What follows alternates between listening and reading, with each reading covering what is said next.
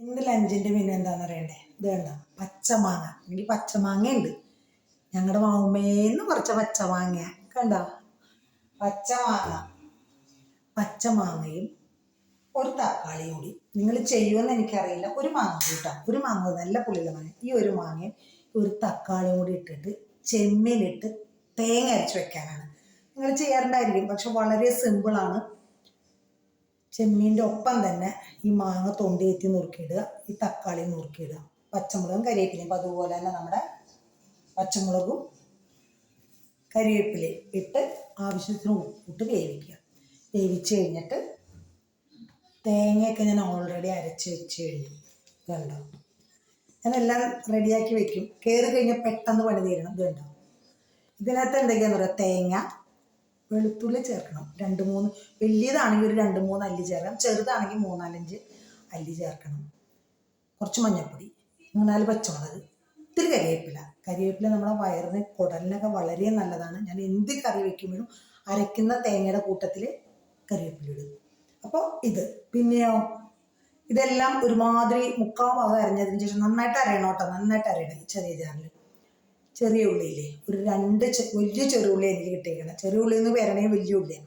അതൊരു 2 അരിഞ്ഞ് ഇതിനകത്തേക്ക് ഇട്ട് അതും കൂടി അടിച്ച് ചേർത്ത് വെച്ചേക്കാണ്. ഇത് കണ്ടോ.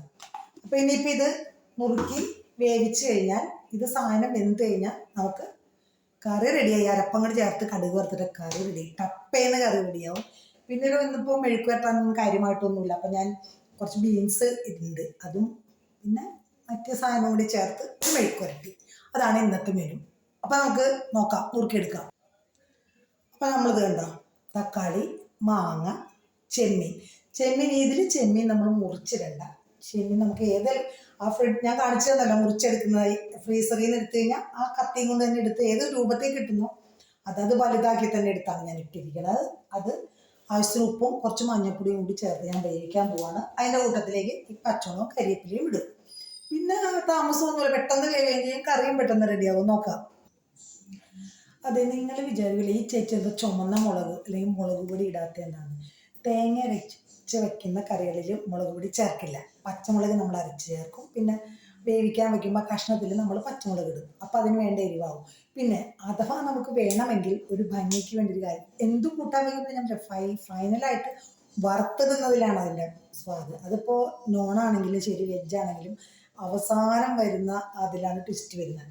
അപ്പം ഇപ്പം ഇത് വെച്ച് കഴിഞ്ഞിട്ടുണ്ടെങ്കിൽ ഞാൻ ഈ പറഞ്ഞതുപോലെ തന്നെ ഇത് കണ്ടോ, ഉണക്കമുളക്, ചെറിയ ഉള്ളിയൊക്കെ അരിഞ്ഞു വെച്ചേക്കുക. ചെറിയ ഉള്ളി, കുഞ്ഞു കുഞ്ഞായിട്ട് ചെറിയ ഉള്ളി അരിയുക, ഇത് കരിവേപ്പില, ഇത് 3 കൂടി വറുത്തിടും. എന്നിട്ട് ഇത് നന്നായിട്ട് ഫ്രൈ ആയി കഴിയുമ്പോൾ തീ കെടുത്തും. എന്നിട്ട് വേണമെങ്കിൽ കുറച്ച് 1/2 ടീസ്പൂൺ ചുമന്ന മുളക് പൊടി ഇടുക. അങ്ങനെ തന്നെ അത് അതിനകത്തേക്ക് കറിയിലേക്ക് ഇടാം. ഒരു പ്രത്യേക കളറും ഒരു ഭംഗിയും വരും കേട്ടോ. വേണമെങ്കിൽ ഇടാം, വേണമെങ്കിൽ വേണം. ചിലപ്പോൾ തോന്നുമ്പോൾ ചെയ്യാറുണ്ട്. അത് ഇതെല്ലാം ഫ്രൈ ആയി കഴിയുമ്പോൾ തീ കെടുത്തതിന് ശേഷം മുളക് പൊടി ഇടലും അത് അപ്പം തന്നെ കറിയിലേക്ക് ഒഴിക്കണം, അല്ലെങ്കിൽ കരിഞ്ഞു പോകും. അപ്പം അതെ, മാങ്ങയും തക്കാളിയും ചെമ്മീനും എല്ലാം വെന്തിട്ടുണ്ട്. ഞാൻ അരപ്പ് ചേർക്കാൻ പോവാണ്. അരപ്പ് ചേർത്ത് ഒന്ന് തിളച്ച് വരുമ്പോഴേക്കും തീ എടുത്താൽ നമുക്ക് കടുക് വറുക്കുക, കറി റെഡി. ഇത്രയേ വേണ്ടു. കറി നന്നായി തിളച്ചിട്ടുണ്ട് കൂട്ടുകാരെ. ഇനി നമുക്ക് കടുക് വറുക്കാം. അതിനുവേണ്ടി ഞാൻ ചീഞ്ചട്ടി അടുപ്പത്ത് വെച്ചിട്ടുണ്ട്. നമുക്കിനി കടുക് വറുത്തിടാം. പിന്നീട് ഈ തേങ്ങ അരയ്ക്കുന്ന കറിയും മുളക് വെച്ചുള്ള കറിയും തമ്മിലുള്ള വ്യത്യാസം എന്ന് പറയുന്നത്, തേങ്ങ അരയ്ക്കുന്ന കറിയിൽ എപ്പോഴും തേങ്ങ കുറച്ച് കൂടുതൽ വേണം. അതുപോലെ തന്നെ അതിനകത്ത് നമ്മൾ മല്ലിപ്പൊടിയും ചുവന്ന മുളക് പൊടി ചേർക്കില്ല അരയ്ക്കാൻ വേണ്ടി. പച്ചമുളകും കരിവേപ്പില, വെളുത്തുള്ളി, പിന്നെ നമ്മൾ ചുവന്നുള്ളി, തേങ്ങ ഇതേ ചേർക്കുള്ളൂ. അതേസമയം നമ്മൾ മുളക് നാളിൽ അരച്ച് വയ്ക്കുന്ന കറിയിൽ എങ്ങനെയാണ്, മുളക് പൊടി, മഞ്ഞൾപ്പൊടി, മല്ലിപ്പൊടി അതാണ് അരച്ച് വയ്ക്കുക. തേങ്ങ കുറച്ച്, ഇതിൽ തേങ്ങ കൂടുതലാണ്, അതാണ് വ്യത്യാസം. അപ്പം തേങ്ങ അരച്ച കറിയുടെ നിറം കണ്ടോ.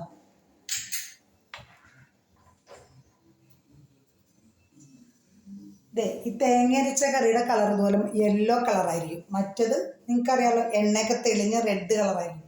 അതാണ് തേങ്ങ അരച്ച കറി മറ്റേത്. ഇതാകുമ്പോൾ മറ്റേതിൻ്റെ അത്ര എരിവുണ്ടാവില്ല, അതാണ് വ്യത്യാസം.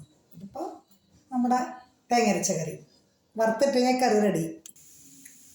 ഉള്ളി, മുളകും കറിവേപ്പിലൊക്കെ മൂത്തിട്ടുണ്ട്. അപ്പം ഇത് ഞാൻ തീ കെടുത്തി.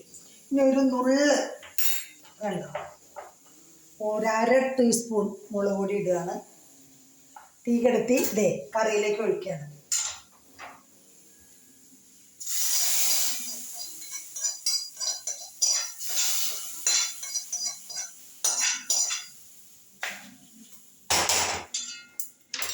കറിയുടെ ഭംഗി ഞാൻ കാണിച്ചു തരാം. ദേ കണ്ടോ, ആ ഒരു കളറ് കണ്ടോ? അതാണ് ആ സോറി, ആ മുളക് പൊടി ലാസ്റ്റ് ഇട്ടാനുള്ള ആ ഒരു ഭംഗി അതാണ്. കണ്ടില്ലേ, കറി ഓക്കെ, നമ്മുടെ കറി റെഡി മണി.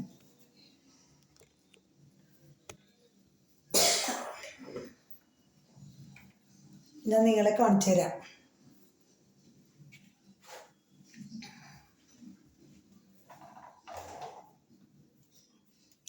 കണ്ടോ,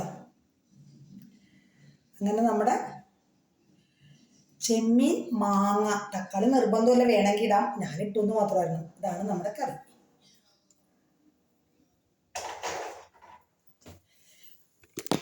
ഇന്നത്തെ സൈഡ് ഉടായിപ്പ, അപ്പം അതുകൊണ്ട് കാണിക്കണില്ല. ഇനി അടുത്ത റെസിപ്പി ആയിട്ട് അടുത്ത ദിവസം. Okay, by.